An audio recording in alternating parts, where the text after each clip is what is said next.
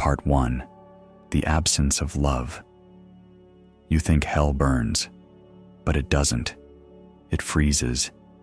It is the cold that moves into your chest when love leaves, the silence after warmth, the emptiness that hums where laughter once lived. That is the true fire, the one you cannot see, the one that eats from within. Hell begins the day you stop letting love move through you, the day you start controlling, measuring, demanding, protecting yourself from being hurt again. You call it strength, but it's fear and armor.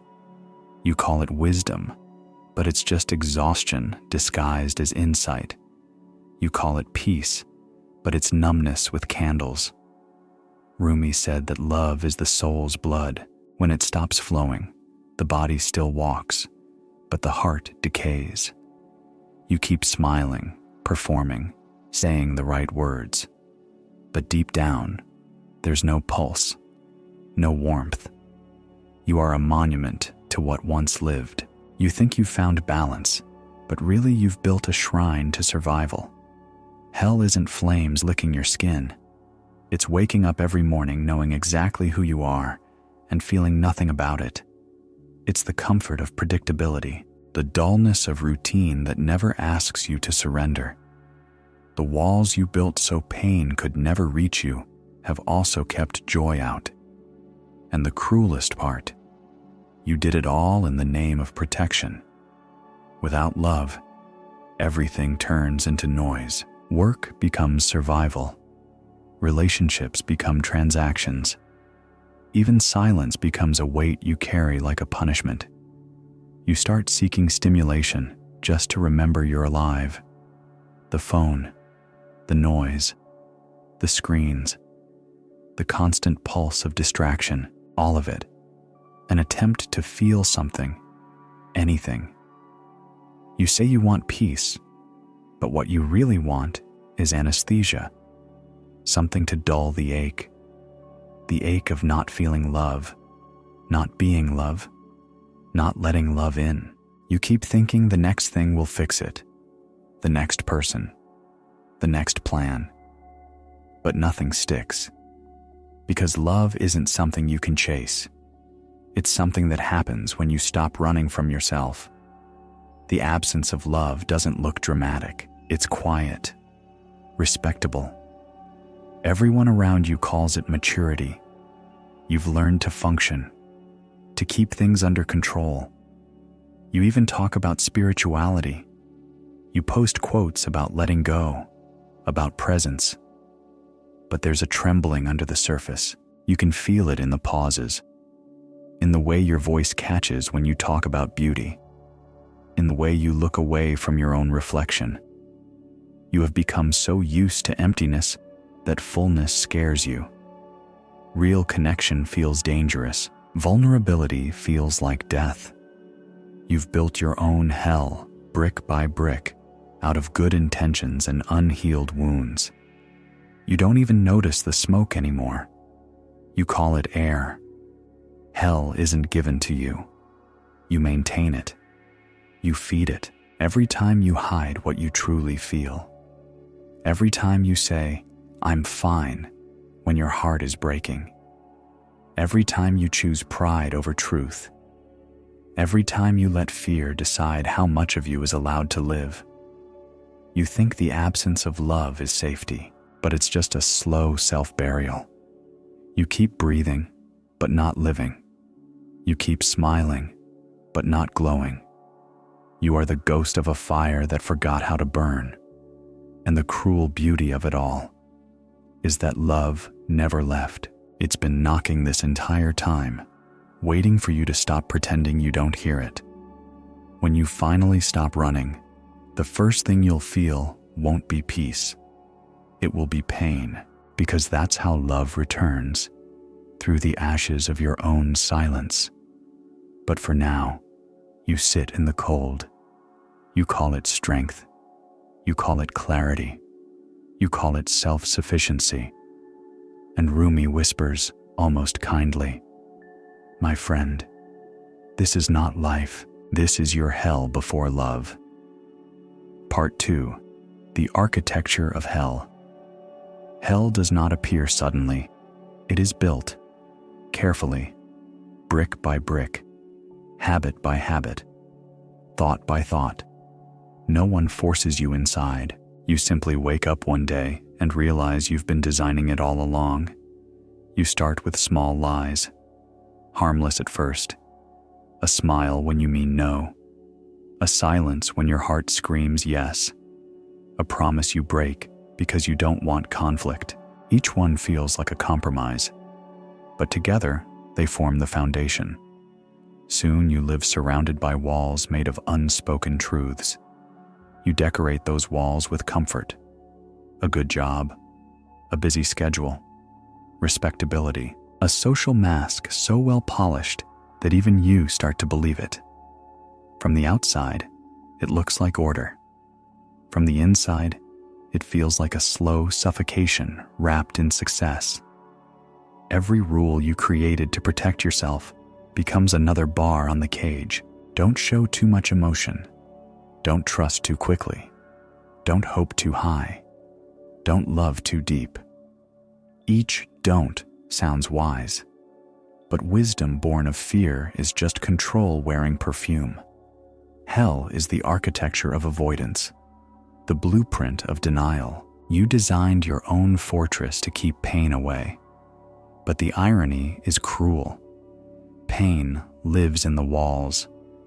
The moment you sealed the cracks, you locked it inside with you. You keep rearranging furniture, new friends, new hobbies, new distractions, but the air doesn't change. The same cold wind moves through every room. It smells like old dreams and burnt intentions. The more you decorate, the emptier it feels. Because hell doesn't need fire to exist. It just needs your unwillingness to feel. You've mistaken control for safety. You've mistaken perfection for peace. You think your house is strong because it doesn't fall apart. But you don't see. It doesn't live either. Nothing grows in a cage, not even you. Rumi once said, "The wound is where the light enters you." But you've plastered every crack. You've made your life smooth and clean, but sterile. You have become the architect of your own disconnection. Every wall you built to keep the storm out has turned your heart into a museum of stillness. You pray for change, but fear movement. You beg for warmth, but hide from fire. You talk about love, but analyze it until it suffocates. You ask for meaning, but keep deleting the moments where meaning tries to enter. The architecture of hell is efficient. It runs on habit.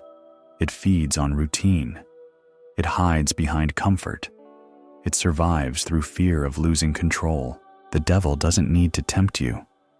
You tempt yourself with safety. There are rooms in you that haven't seen light in years.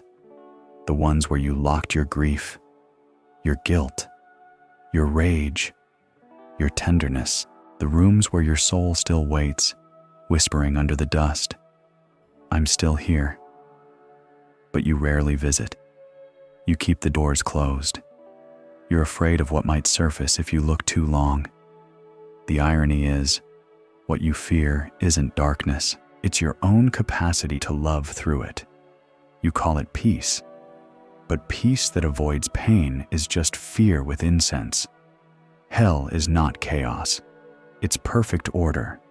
Everything labeled, everything predictable.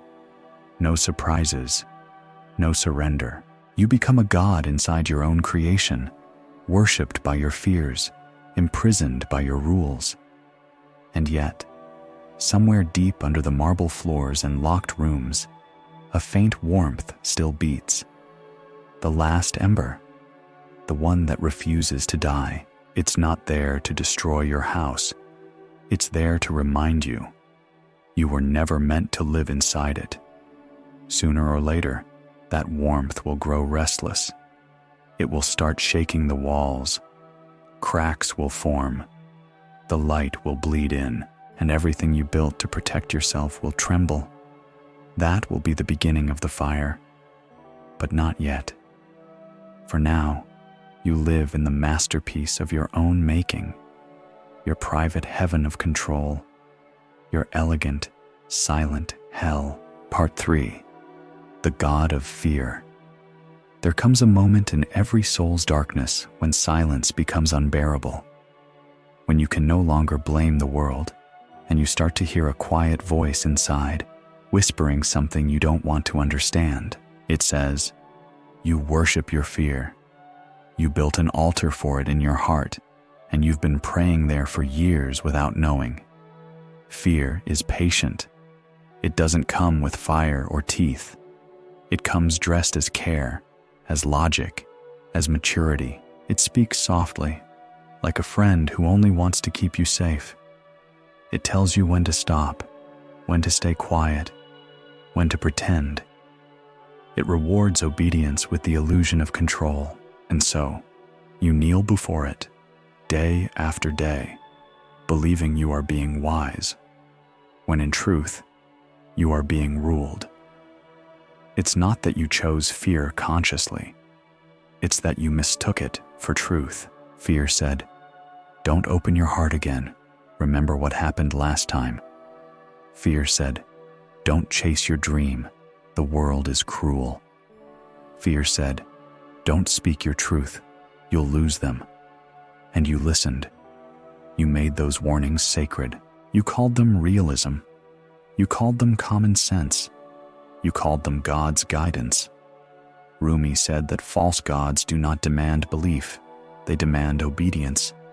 And fear is the most faithful God humanity ever served. It never asks for love, only loyalty. It gives you safety, but takes your soul. It offers protection, but only from life itself.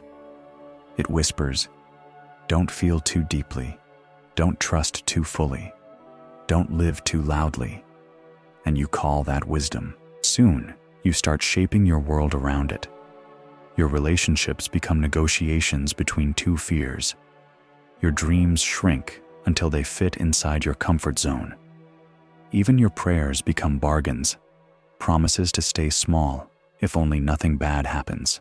You light a candle to fear every morning and call it caution. Fear knows how to speak your language. It hides inside reason, responsibility, even spirituality. It tells you that detachment is peace, that numbness is balance, that isolation is protection. And you believe it because fear never lies. It simply edits the truth until it's manageable. But every God demands a sacrifice, and the God of fear is no different. It takes your spontaneity first, then your joy, then your tenderness, then your voice. Until one day you wake up and realize that nothing bad has happened to you in years. But nothing alive has happened either. The price of safety is the absence of life. Fear teaches you how to survive, not how to live. It keeps you from dying, but it never lets you be reborn. It wraps you in routines, in predictability, in the familiar. It tells you that growth is too dangerous, that fire burns, that love wounds, that surrender is weakness. It convinces you that peace is found in stillness, but it never tells you that still water can also drown you. And so, you become a temple of anxiety disguised as calm. Your smile becomes a prayer. Your silence becomes devotion. You stop risking anything. You stop changing. You stop burning.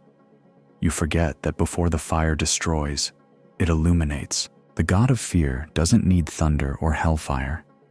It only needs your quiet agreement, your hesitation, your choice to stay one step away from love. It thrives on your maybe later, your not yet, your I'm not ready. That is how fear wins, not by fighting you, but by convincing you to wait. But love is impatient. Love keeps knocking. And every time you hear its echo, your false god trembles, because deep down, you know the moment you open the door, fear will die. Rumi said, "The wound is where the light enters you." But fear says, Seal the wound, hide the scar, pretend you are whole, and you obey, because wholeness is the one thing fear cannot allow. To be whole means to be alive, and to be alive means to burn. You have worshipped this God for so long that you forgot how to kneel before anything else. But soon, its temple will shake, the candles will flicker, and for the first time, you will see that what you called faith was only avoidance. What you called safety was only surrender to a God that never loved you. That will be the beginning of liberation, not when you stop being afraid, but when you finally stop bowing to fear. Part 4. The comfort of suffering. There's a strange thing about suffering. You start by wanting to escape it, and then one day you realize you've built your life around it. Pain becomes a rhythm you understand, a language you know by heart. You tell yourself you hate it, but secretly, you fear the silence that would come if it ever left. Because what would you be without it? Who would you be without your stories of loss, of betrayal, of what they did, of how you survived? You have worn your wounds like jewelry for so long that healing feels like theft. You say you want peace, but peace feels empty compared to the music of your sadness. Suffering gives you identity. It gives you something to hold when everything else slips away. It tells you, you've been through so much, you deserve rest. And you agree. But what you call rest is just resignation. What you call depth is just grief polished into philosophy. You've become proud of your pain. It makes you feel honest, real, awake. But Rumi said, don't get lost in your pain. Know that one day your pain will become your cure. Yet, most never reach the cure. They stay inside the wound, decorating it with meaning, turning it into home. Because pain asks nothing new of you. Love does. Pain you know how to endure. Love asks you to disappear. You've made peace with the ache. It's predictable. You know when it will visit. You even know how to talk about it beautifully. You've built rituals around it. Music, poems, late-night thoughts. It has become a loyal companion, something that defines the edges of your soul. You no longer suffer pain. You curate it. Suffering becomes your last form of control. You can manage it, measure it, explain it. Love, on the other hand, is uncontrollable. It arrives unannounced. It burns. It rebuilds. It dissolves. It makes no promises and gives no guarantees. It requires surrender, not endurance. And surrender terrifies you because it feels like death. You would rather live with a pain you understand than risk a love that might unmake you. You would rather feel heavy than empty. So you cling to the familiar ache. You wear it like armor, convincing yourself it's truth. But truth without love is only half alive. Rumi wrote, "The cure for the pain is in the pain." But you have mistaken the cure for comfort. You sit beside your suffering like an old friend, tracing its scars, feeding it stories, protecting it from the possibility of healing, because healing means change, and change feels like chaos. In the comfort of suffering, you are safe from surprise. You are safe from joy, because joy, too, can shatter you. It demands that you let go of the narratives you've used to survive. It asks you to admit that the war inside you is over, and that peace was not an enemy after all. But peace is terrifying when your whole identity was built on surviving storms. The quiet feels too quiet. The light feels too bright. You don't know how to stand in a world that doesn't hurt.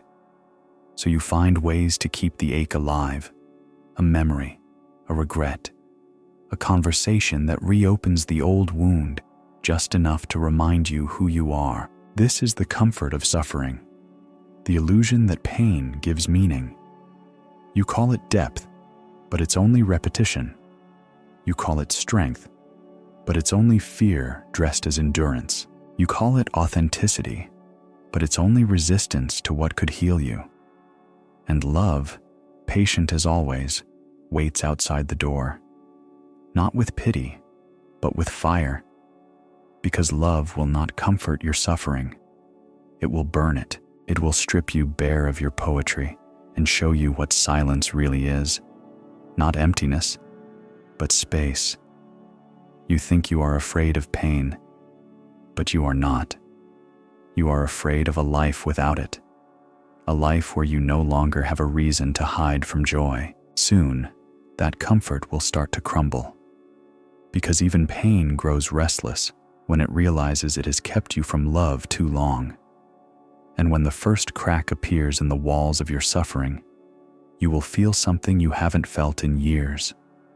Heat, the beginning of the fire that does not destroy, but reveals.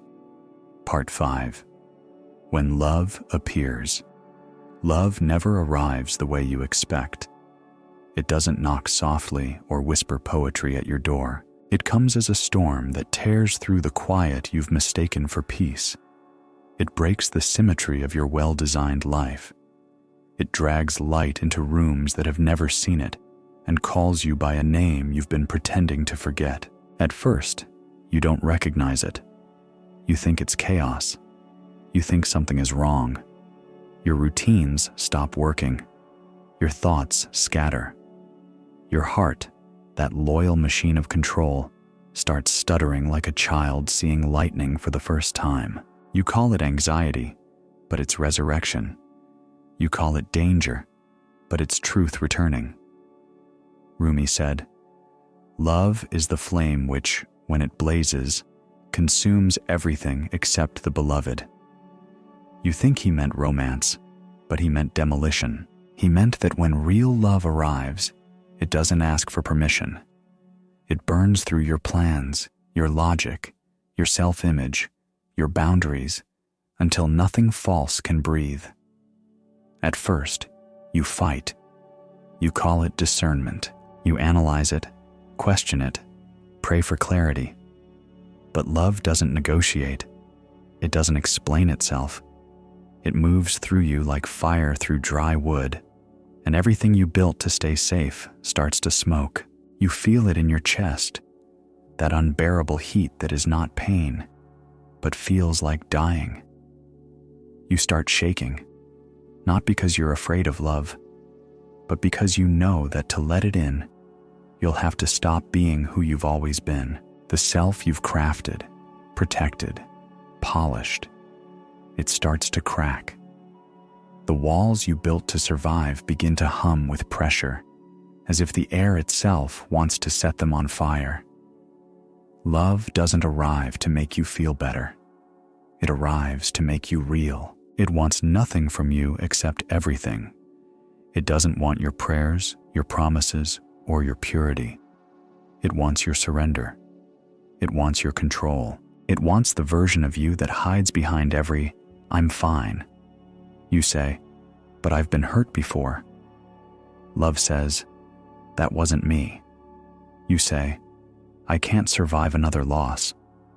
Love says, "You were never meant to survive. You were meant to be reborn." You say, "It's too much." Love says, "You've mistaken comfort for life."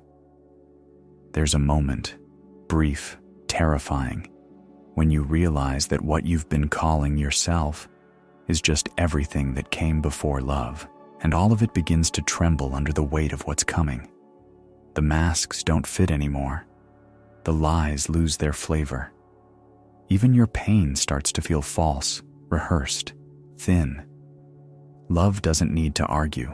It just is, and its presence alone makes all imitation impossible. You will try to escape. Everyone does. You'll run back to the familiar, to distraction, to routine, to noise. But everything will taste like ash, because once love shows you the real, the unreal loses its color. the world will look the same, but feel hollow. Nothing can return you to who you were. Love ruins you beautifully, Rumi said. When love knocks and you run, you are running from yourself. You'll hear that echo inside your ribs. The truth is, you never feared love. You feared exposure. Love is the light that reveals what's still pretending. It's the silence that ends every excuse. It's the question that can't be answered, only lived. When love appears, it doesn't ask if you're ready. It arrives like destiny disguised as a storm, and it begins its sacred work. You will lose what you thought was yours, your peace, your certainty, your control, and in the ashes, you will find something far more terrifying: freedom. And in that freedom, there will be no applause, no comfort, no promises, only the raw pulse of existence, alive and burning, whispering the words you once feared most. Now you must become what you seek. Love will not save you. It will unmake you. It will take your hand and lead you straight into the fire you've spent your whole life avoiding. And when you finally stop fighting, when you finally stop begging for mercy, you'll see that mercy was never outside you. It was waiting at the center of the flame all along. This is the moment when the real story begins, not the story of falling in love, but of falling apart until nothing remains but love itself. Part 6. The first burn. You thought the fire would be poetic. You imagined some golden glow of awakening, a moment of peace and revelation. But when it comes, it's brutal. It doesn't look divine. It looks like collapse. The warmth turns to heat, and the heat turns to pain. The walls begin to shake. The air thickens. Everything you've used to hold yourself together starts falling apart in slow motion, and there's no safe word to stop it. This is not the fire you dreamed of. It's not mystical. It's cellular. It happens in your bones, in your thoughts, in the space behind your ribs. You can feel it moving, stripping, consuming. You try to breathe, but the air feels heavy, like it's filled with your own history. Love doesn't enter quietly. It invades. It floods every corner of you, and everywhere it touches, something false dies. At first, you call it heartbreak, but it's not. It's heartbirth. The breaking is the opening. The pain is the sound of resistance dying. You've spent your life building a self to protect you, a name, a story, a way of walking in the world. And now that self burns like dry wood. You try to save pieces of it, but every time you reach into the fire, your hands turn to light, Rumi said. The fire you fear will become your home. You never understood what that meant until now, because the burn isn't punishment. It's purification. The flames don't hate you. They love you so much that they refuse to let you stay small. They devour only what you never truly were. They turn illusion to ash so the real can finally breathe. It's strange how the burning feels like dying and being born at the same time. Your thoughts flicker like old film. Your emotions rise and collapse like waves. Your identity melts into something unrecognizable. You try to name what's happening, but words fail. Every explanation turns to smoke. You can't make sense of it, because the part of you that seeks sense is what's burning. There are moments when you want to beg for the fire to stop. You drop to your knees and whisper that you've had enough. But the flames are silent. They just keep moving, patient, merciful in their own cruel way. They don't listen to your words. They listen to your surrender. Every time you let go, even a little, the heat softens. Every time you resist, it flares again, and then you see it. The pattern. The fire doesn't hurt when you stop fighting. It hurts only when you cling. The pain was never in the burning. It was in the holding on. The moment you release, even for an instant, the flames turn into light. They stop devouring and start revealing. You realize you're not being destroyed. You're being refined. Your tears become the steam of old memories dissolving. Your breath becomes prayer without words. You begin to see that you were never separate from the fire. You are the fire. You just forgot. For years, you called it suffering. Now you see it's mercy wearing flame. Rumi said, "Don't resist the fire. It shows you what is gold." And now, inside your own inferno, you finally understand. What burns is the false self. What glows is the soul. Every scream turns to silence. Every fear turns to light. What remains is unbearably still. A quiet you can't describe, because there's no one left to describe it. You used to think awakening would make you more peaceful, more wise, more in control. But awakening is subtraction. It's everything you thought you needed being taken from you, until you see that you were never missing anything. The burn isn't about improvement. It's about revelation. As the flames calm, you begin to feel something new, not joy, not sadness, something deeper. Presence, the kind that doesn't need explanation. You feel empty, but not lost. Hollow, but whole. The ashes cool, and you realize they're not the remains of you. They're the remains of everything that kept you from being you. And somewhere in that silence, love speaks again. Not in words, but as warmth. A steady pulse beneath the ribs. The message is simple, almost tender. This is not the end. This is the beginning of seeing. You don't move. You just breathe. Smoke rises. Light drifts through. You have nothing left to protect. You have nothing left to prove. You are fire, and you are free.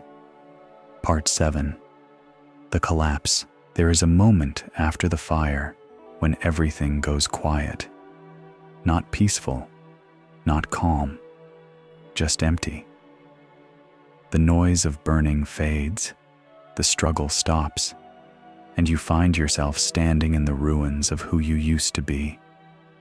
The air smells of smoke and memory. You look around, and there's nothing left to hold on to. The self that fought so hard to survive is gone, and for the first time, you're not sure whether you lost something or were finally released. You think you've reached the end, but it's not the end. It's the space after endings, that vast silence between destruction and creation. The world hasn't changed, but your eyes have. You look at your hands, your breath, the fragments of what used to define you, and they no longer mean what they did. You've fallen out of the story. The script has burned, and now you're in the terrifying freedom of a blank page. Rumi said, "You have to keep breaking your heart until it opens." Now you understand. The breaking was never punishment. It was preparation. Every collapse you feared was just an opening disguised as loss. The walls you built to protect yourself have crumbled, and what's left isn't weakness. It's space. Space for light. Space for truth. Space for what you really are to finally take a breath. But emptiness is not easy. It has no shape, no comfort, no direction. It stretches endlessly, and your mind begins to panic. You start reaching for something familiar, a thought, a role, a plan, anything that can rebuild the illusion of control. But everything slips through your fingers. You try to think your way out, but thinking no longer works here. The mind has no tools for this kind of silence. You feel weightless and exposed. You try to speak, but words dissolve before they leave your lips. You try to pray, but even prayer feels like noise. The truth is, there's nothing left to say, nothing to ask for, nothing to prove. The only thing left is to be raw, unguarded, transparent. It feels like death, but it's not. It's birth without anesthesia. The collapse isn't destruction, it's revelation. It's everything false falling away, so the real can appear. You've been living under layers of self for so long that nakedness feels unbearable.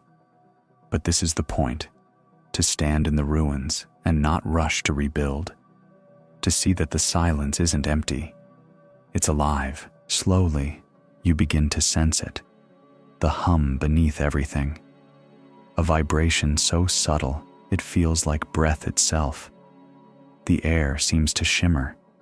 The world is both distant and impossibly close. You feel small, but not powerless. Fragile, but not broken. The boundaries between you and everything else start to dissolve, and you realize that the collapse didn't destroy you. It revealed you. This is what Rumi meant when he said, "Don't grieve. Anything you lose comes round in another form." You didn't lose your identity. You lost your cage. The fragments you thought were you have turned to dust. But in that dust, something eternal stirs. You begin to laugh, quietly, almost in disbelief. The laughter of someone who finally sees the joke, that all your suffering was a dance around a truth too simple to notice. That what you were chasing, defending, fearing to lose, was never real. And now that it's gone, you're not missing anything. You're lighter than air. The mind still tries to return. It whispers, "What happens now? Who will you become? What's next?" But you don't answer. You just listen. And in that listening, something vast and ancient begins to move inside you. Not as thought, but as presence. The collapse is not a tragedy. It's the first honest silence. The death of the false is the birth of the sacred. The more you surrender to the emptiness, the more it starts to fill with light. Not the light of answers, but of being. And when you finally stop trying to rebuild yourself, when you finally accept that there's nothing left to fix, the ashes at your feet begin to glow.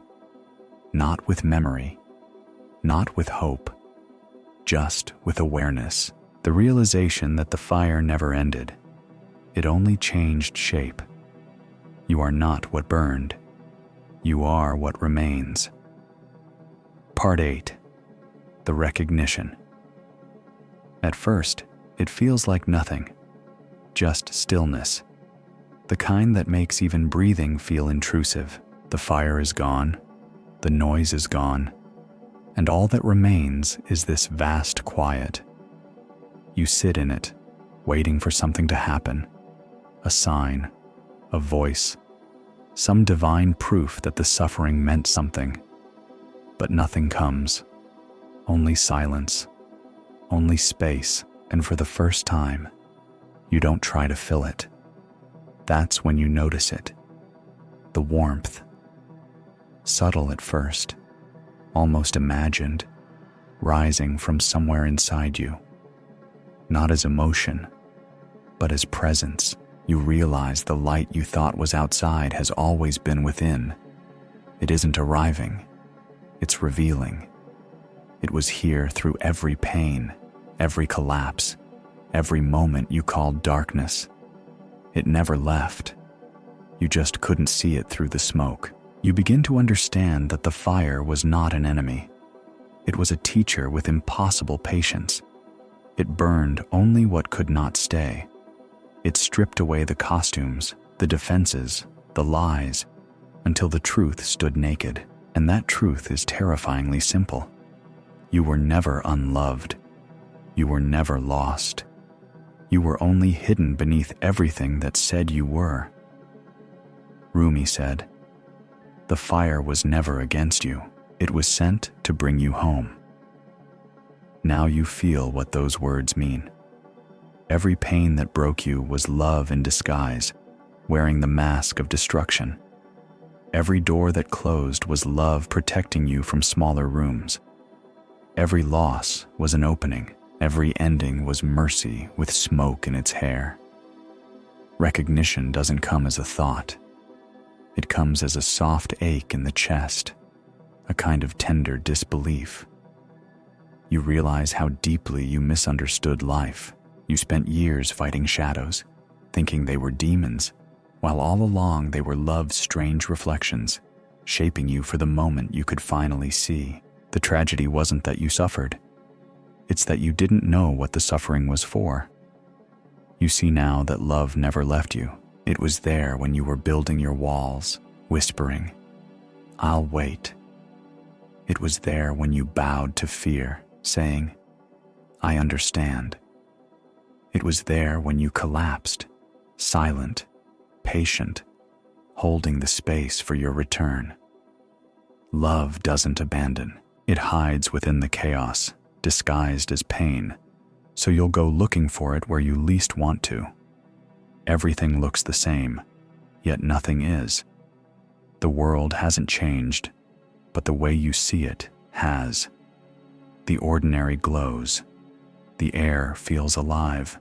The simplest things, a sound, a shadow, a breath, carry a quiet holiness. You begin to sense that love isn't something that happens between beings. It is the fabric that holds all beings. It doesn't visit. It reveals itself when resistance dies. You no longer feel the need to search. The search was part of the illusion. You realize that the one who was seeking love was made of the same substance as the love being sought. The seeker and the flame were never two. The distance was never real. The fire didn't come to you.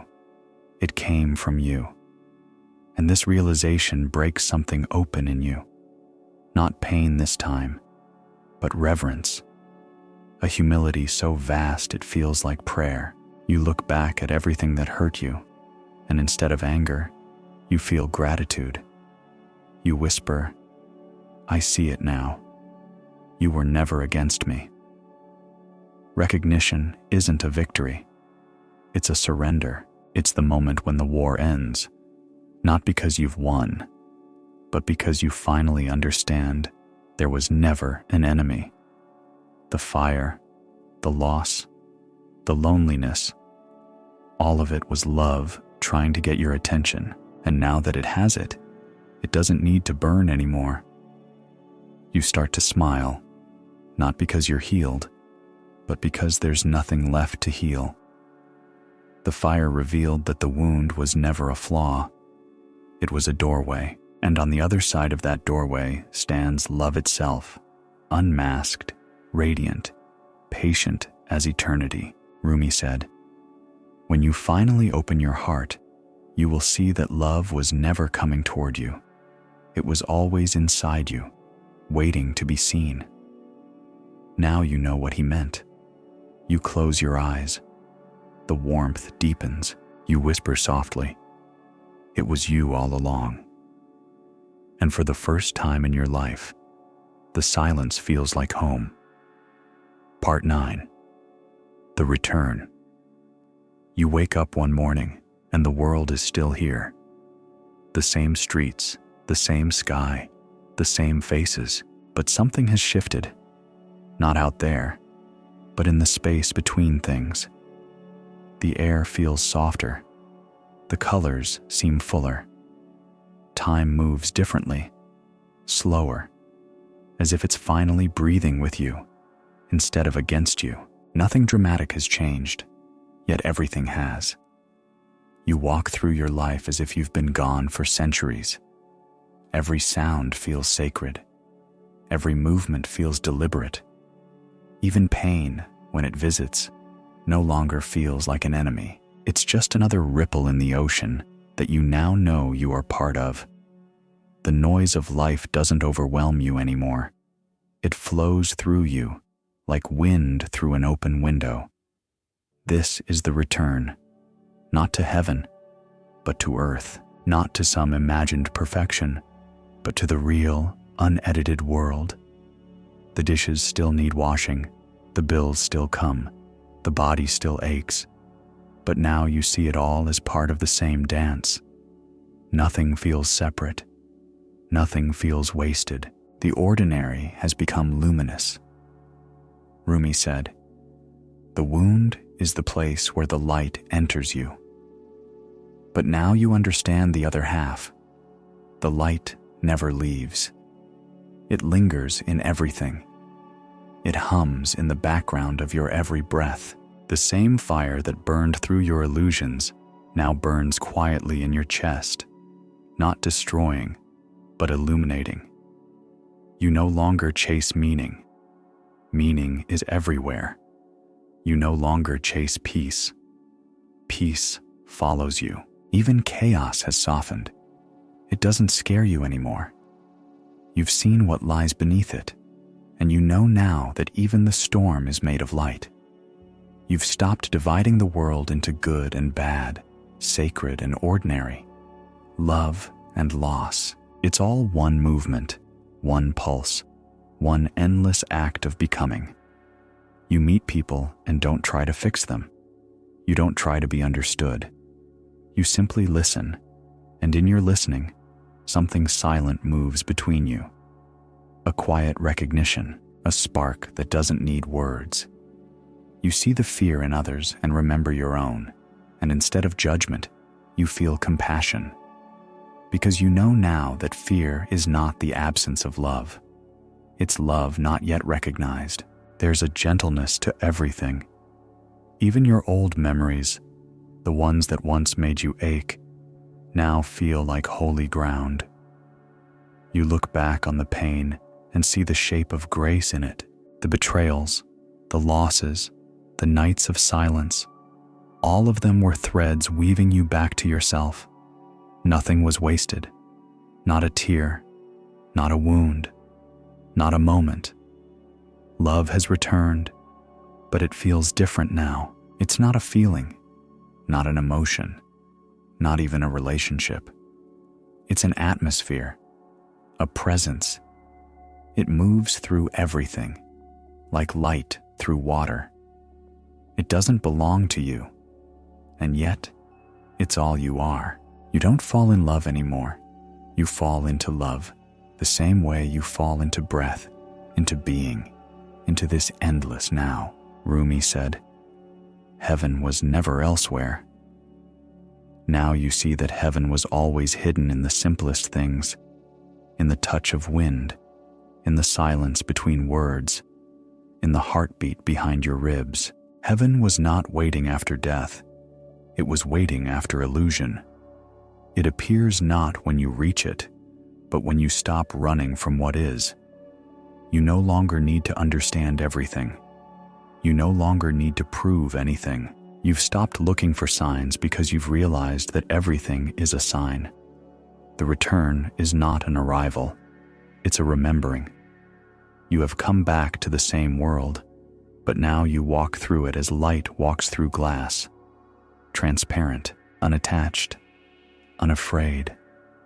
The world still burns, but now the fire doesn't hurt. It glows. The same flames that once terrified you now dance as your companions. You no longer ask, "Why me?" You whisper, "Thank you."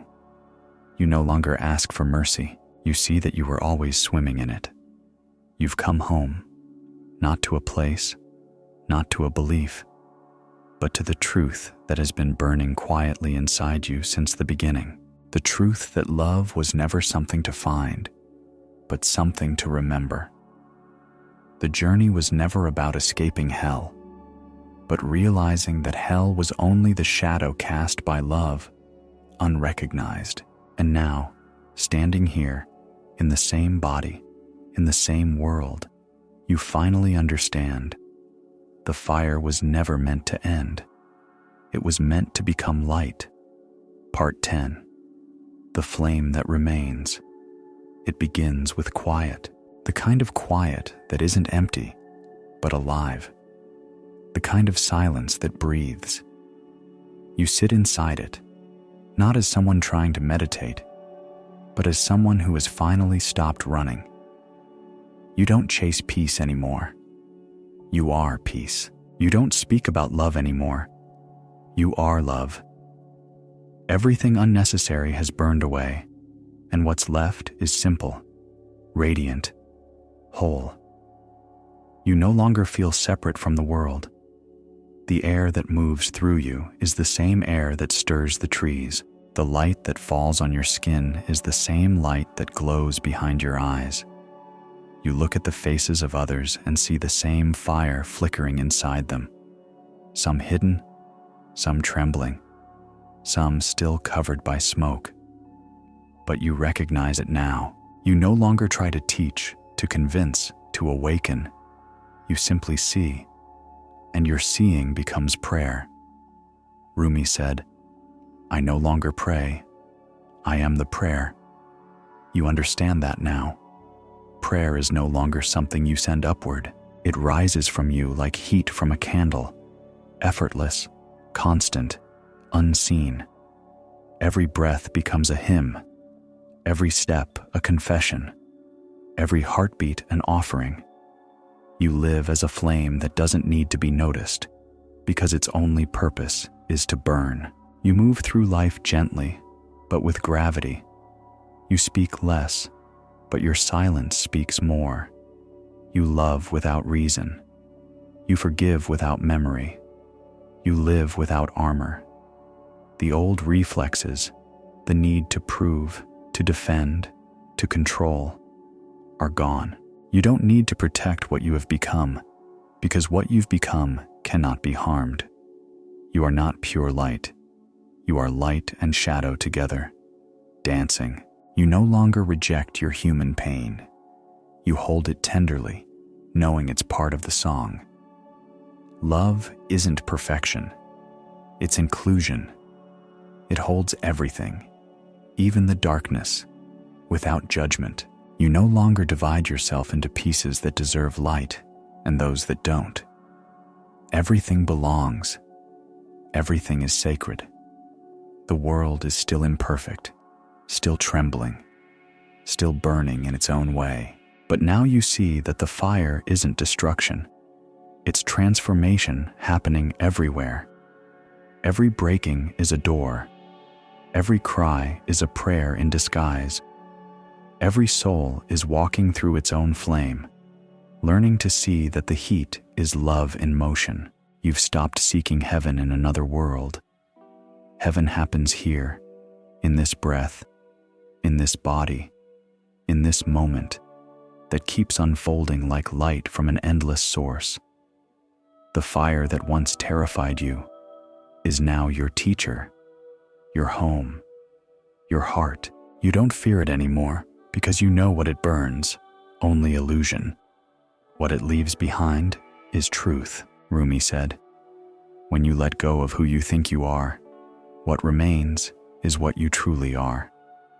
You look within, and what you find isn't a person, but a presence, a still flame that needs no air, no fuel, no reason. It simply is, the flame that remains when everything else has turned to ash. The flame that was always there, even in your darkest night. And you understand now that love was never about feeling. It was about remembering that you were never separate from the divine fire. You are it, burning in human form. You smile, not the smile of achievement, but of recognition. The same light that once burned your illusions now warms your soul. You whisper, almost to the air itself, "It was all love." And somewhere beyond words, beyond thought, beyond the need for stories, the flame whispers back, "Yes, it always was." You sit in the quiet glow of that truth. You don't need to reach enlightenment. You don't need to become anything. You just breathe, and the breathing itself is holy.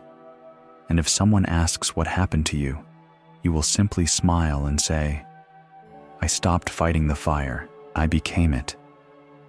So let this be the final prayer, not spoken, not begged, but lived, to burn without fear, to love without walls, to live as the light that never dies. If this story found you, it means the fire already knows your name. Let it in. If these words touched something in you, share them. Maybe they'll light another spark.